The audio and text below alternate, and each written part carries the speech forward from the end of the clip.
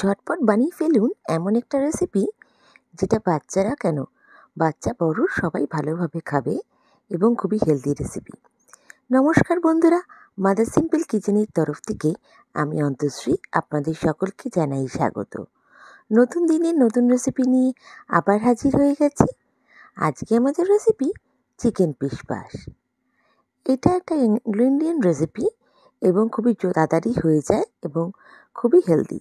চলুন দেখে নেওয়া যাক। এর জন্য আমাদের দরকার চিকেন। আপনারা আপনাদের প্রয়োজন অনুযায়ী নেবেন। আমি এখানে 800 গ্রাম মতন চিকেন ধুয়ে রেখেছি। আর যেটা লাগবে সেটা হচ্ছে গোবিন্দভোগ চাল 2 কাপ, মানে 300 গ্রাম চাল নিয়েছি। রসুন নিয়েছি 20 কোয়া মতন, চপ করে নিয়েছি। আর আমি পেঁয়াজ নিয়েছি 3টে।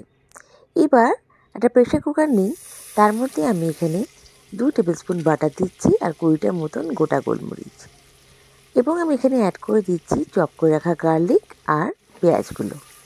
একদম বিনা মশলায় একটা হেলদি রেসিপি যা খুবই চটপট হয়ে যায়। বাচ্চাদের জন্য যেরকম ভালো, বড়রাও কিন্তু খেতে পারেন এবং হয় খুবই টেস্টি। এবার আমি এখানে স্বাদ অনুযায়ী লবণ অ্যাড করছি। বাটারটা দেওয়ার জন্য খুবই সুন্দর একটা স্মেল আসে। এটা বাটার দিয়ে রেসিপিটা হয়, আপনারা চাইলে সাদা তেলও ব্যবহার করতে পারেন। তবে এন্ডে একটু বাটার দেবেন, যাতে ওটা বাচ্চাদের জন্য যদি হয় বাটার দিলে খুবই ভালো। আর যদি বাটারটা স্কিপ করতে চান তাহলে সাদা তেল দিয়ে করতে পারেন। দেখুন পেঁয়াজ দিয়ে ভালো করে পেঁয়াজটাকে একটু ফ্রাই করে নিচ্ছি। এবার পেঁয়াজটা হালকা কালার চলে আসলে এখানে আমি অ্যাড করে দেবো আমার চিকেনগুলো। এখানে উইথ বোন চিকেন নেওয়ারই চেষ্টা করবেন, যেহেতু এই রেসিপিটা উইথ বোন দিয়ে করলেই খুবই ভালো লাগে, টেস্টটা খুব সুন্দর আসে।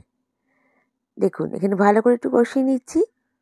খুবই ঝটপট হয়ে যায়, যেমন টাইম সেভিং তেমনি টেস্টি। এবার এখানে অ্যাড করে দিচ্ছি আমি আমার গোবিন্দভোগ চাল, এটা আমি ধুয়ে রেখেছিলাম। ভালো করে এবার এটাকে সঙ্গে চালের সাথে ফ্রাই করে নিচ্ছি চিকেনটা। ভালো সুন্দর করে ফ্রাই করে নিতে হবে। বেশ কিছুক্ষণ ধরে আমি এটাকে ফ্রাই করে নিচ্ছি।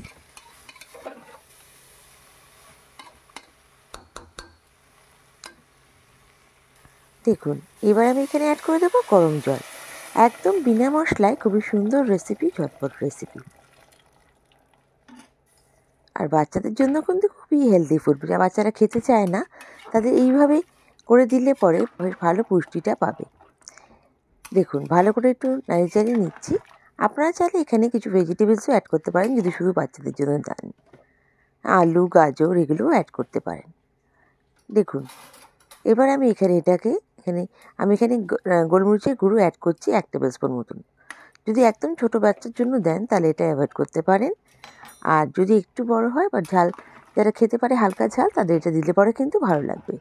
একটু অল্প অ্যাড করবেন, তাহলে কিন্তু টেস্টটা ভালো আসবে। এবার এটাকে আমি প্রেশার কুক করে নেব। 3 থেকে 4টে হুইসেল মতন আমি এখানে করে নেব। এখানে জলটা আমি 1 লিটার মতন দিচ্ছি। একটু জলটা বেশি দেবেন, যেহেতু এখানে জলটা বেশি দিলে ভালো লাগবে।